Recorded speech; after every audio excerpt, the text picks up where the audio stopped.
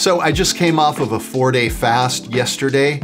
It was actually supposed to be a 5-day fast, but a friend of mine came into town and a bunch of us wanted to go eat dinner together. And I didn't want to be the party pooper holding a glass of water all night, smelling and looking at all this beautiful food without being able to partake. So I ended up breaking the fast a little bit early.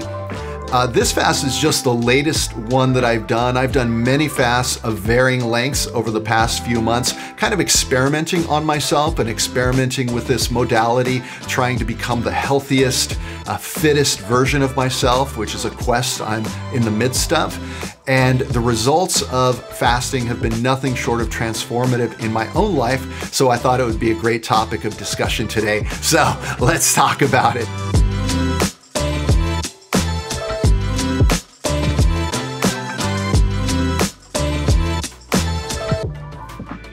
Before we talk about fasting, I want to mention to my European viewers, I'm going to be teaching a seminar in Nijmegen, Netherlands on April 16th, 2024. I think it's pronounced Nijmegen. I have a Dutch friend who joined us last night for dinner, and he was trying to tell me how to pronounce it.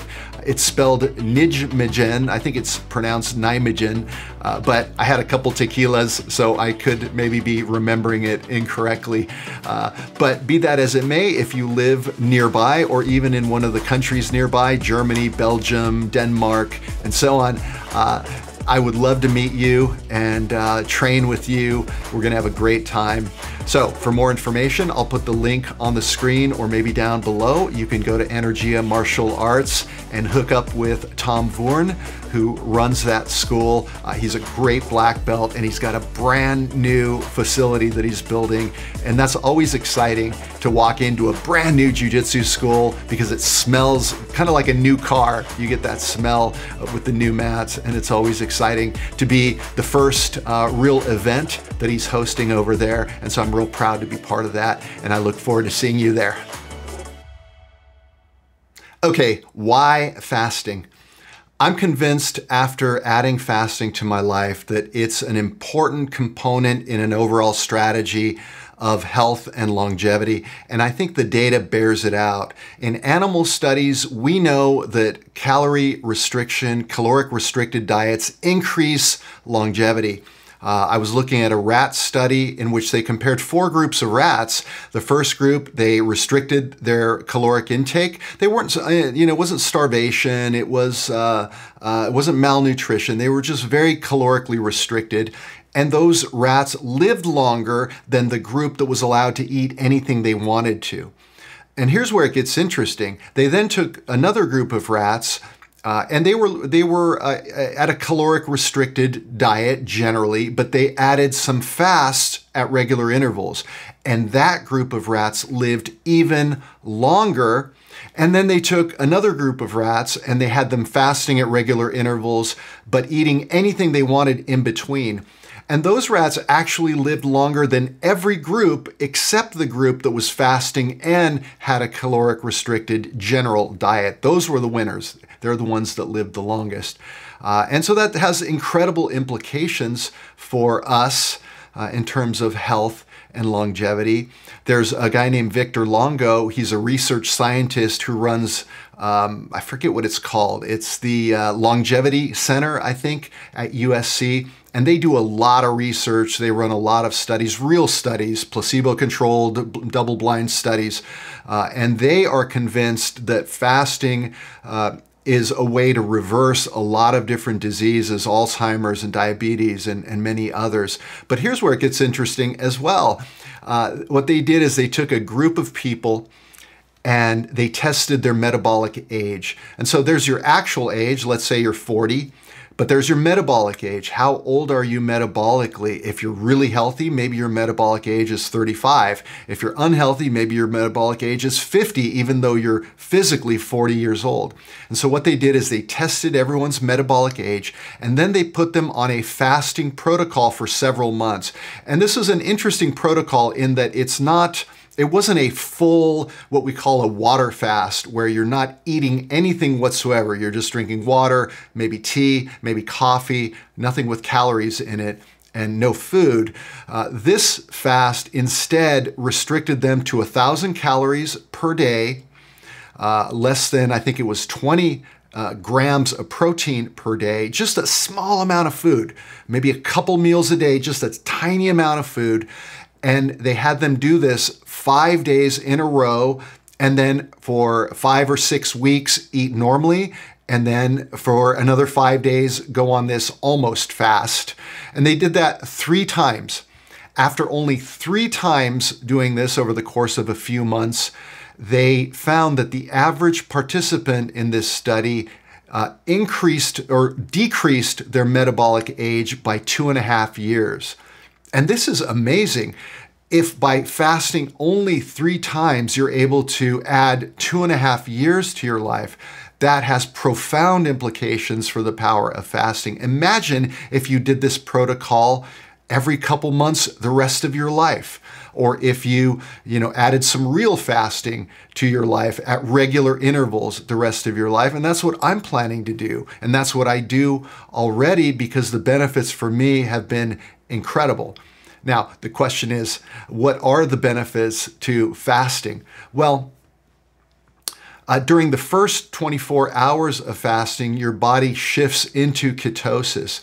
So your body is an amazing machine that is able to fuel itself using 2 completely different systems. The first is the one in which you are consuming sugar, glycogen, stored in your muscles. And this is typical if you're someone that eats carbohydrates. If you're eating carbs, your body's using glycogen to fuel itself. Glycogen stores are not real big. You have a finite amount of glycogen, and that's why when that gets depleted, you have those hunger pains. It's a direct indicator of, hey, I need more glycogen, because it depletes real quickly. On the other hand, if you go into ketosis, your body then uses fat as the fuel source, and you have way more of that. You can survive a very long time in a fasted state if you had to. And because your body knows, that you're not always going to be able to eat. And if you think about the animal kingdom, for example, it's feast or famine, at least with predatory animals. They will hunt, or even hunter-gatherer civilizations long before we came along. They would hunt, take down a buffalo or something, and then there's the feast, and then maybe comes a few days of fasting or being very calorically restricted. Maybe you're just eating some berries, maybe some nuts, maybe a little of this, a little of that as you're gathering and hunting. But it's really until you get that next big kill that you feast again. And so that pattern you see in the animal kingdom, certainly, and you see it in the ancient civilizations, which all were advocates of fasting. Every ancient religion advocates fasting. You read your Bible, what does it say? You should engage in fasting and prayer. It's kind of interesting that they connect it to prayer, and sometimes I wonder whether fasting is a way to open yourself up, open a connection to the divine in a way that you're more open to than if you're in a non-fasted state. And I don't really want to talk about that. That's not the subject of this video, but I find that real interesting. But with animals, and certainly hunter-gatherers, if you were to lose energy in a fasted state, if you were to see your muscles waste away, if you were to get low on energy in a fasted state, then you're not going to survive. But we don't see that actually happens. And it's been my experience when I'm fasted, I am more energetic. I feel incredible. Usually by the time I get to about hour 36, I am fully in ketosis and I feel incredible. My brain fog is gone. I feel like I've just oodles of energy. In fact, the first time I ever fasted, I went on to run some errands with my girlfriend, and it was about hour 36, and I kept telling her, I'm like, man, I feel like I want to go to the gym right now. I just feel incredible. And then eventually after fasting on a few different occasions, I said, why shouldn't I go to the gym? And I actually go and work out in a fasted state. I'll go train jujitsu, I'll go lift weights, I'll do whatever, and I feel fantastic. There's no ill effects from that whatsoever. I actually looked at a study to make sure that you don't catabolize your muscles, you don't waste your muscles away when you're in a fasted state. And it turns out that during those first 24 hours, maybe a little bit, you consume a little bit of muscle, but really by the time you get past hour 24, that goes way down. Your body is fully able to process and use fat as the primary fuel source and fuel itself, and you feel incredible. And beyond how you feel, there are a lot of things going on behind the scenes that are incredibly beneficial. Once you get to about hour 24 of your fast, you're entering ketosis, which is your ability to burn fat as a fuel source. Your body is starting to go into what's called autophagy. Autophagy is where your body clears all of the dead cells and unhealthy cells from your body. It sort of consumes all that material, because what happens is your body thinks, man, I might not eat in a while. I have to turn myself into a totally efficient machine. And so we're going to clear out all the dead stuff out of our body, and autophagy is one of the things that happens.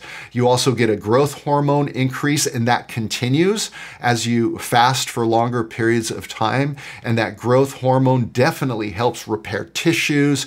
It helps, there's some evidence that you get stem cells that increase in your body through fasting. And if you're a man, you also get a surge of testosterone when you fast. And so it's been incredibly beneficial. One of the benefits that I discovered, and I had no idea that this would happen, is that all my systemic inflammation went away. Now, I didn't know that I had systemic inflammation. I was always somebody that for the past maybe decade or so has progressively been stiffer and stiffer and stiffer in the mornings. I've always been someone that gets up in the mornings and my low back is stiff, my knees are stiff. If I have to squat down and pick up something off the ground, I have to just, ease myself down. I had back surgery many years ago in my low back, and I was told I might have arthritis someday. And so I thought, okay, I've got some arthritis starting in my back, and my joints are starting to just go. I thought they were just wearing out. After the first fast on that morning, of the 36-hour morning when I got up, I felt so incredible, and I had no pain whatsoever, no stiffness. I jumped out of bed and I felt like I could just do cartwheels or go do gymnastics or something. I felt so good. And that was the moment when I realized that I probably had systemic inflammation, probably caused by things that I'm eating.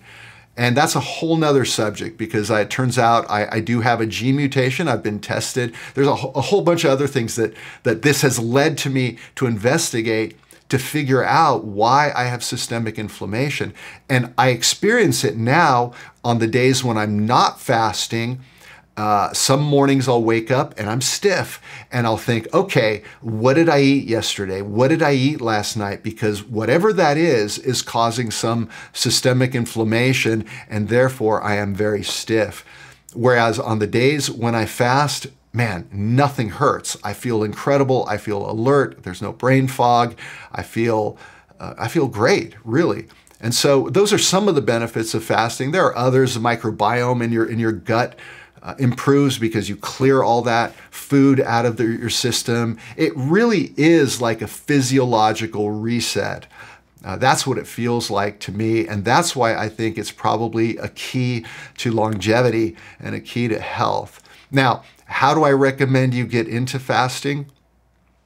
I recommend you start with a short fast, 48 hours or maybe even 36 hours. So the way this would work is you eat dinner one night, let's say Friday night. By Saturday night, it's been 24 hours. If you're too hungry, because you'll get hungry, that first day is always the hardest.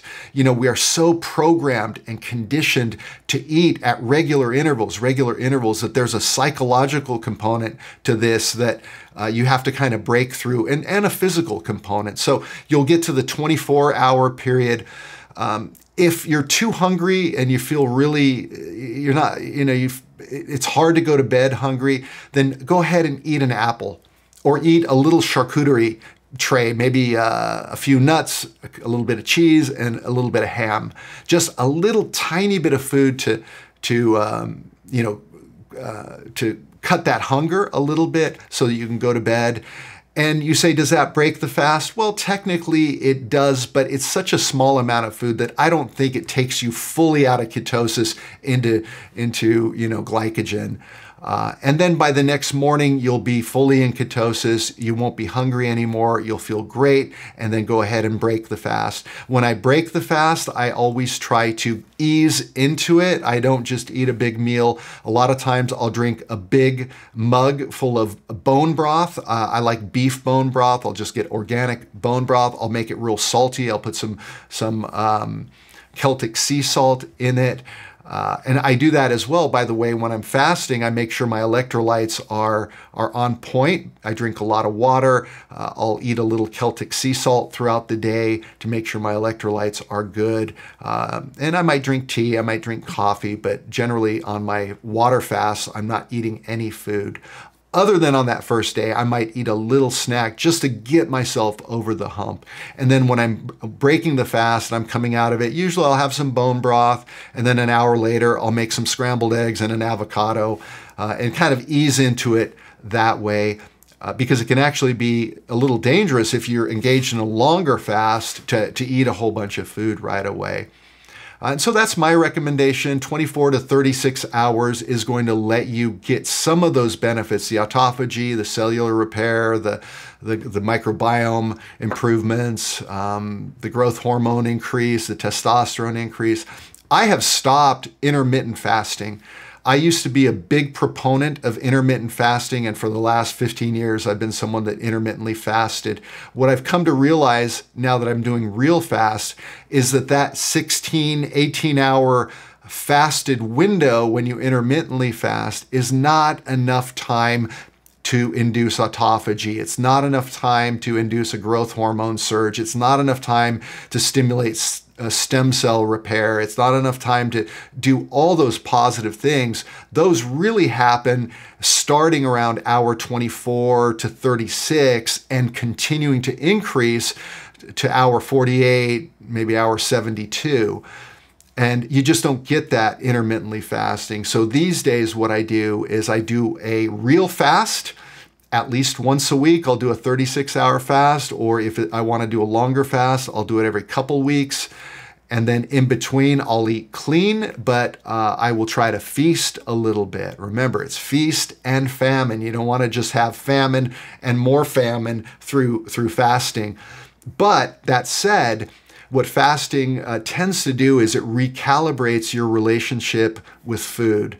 A lot of us have a psychological and physical dependence on food because we are used to eating at regular intervals throughout our entire life.